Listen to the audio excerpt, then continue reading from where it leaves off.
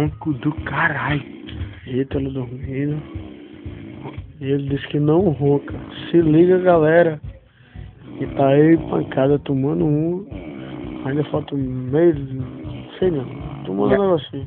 E a catrapilha ligada aqui. Mas a gente tá bom. Lasquei meu dedo. Detalhe. A gente ia saturar o carro de Fred. E fecharam a porta no meu dedo. Lasquei. Mas já estou bem.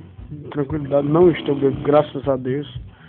Mas não tranquilidade. Mas Ítalo ronca, viu? Se liga.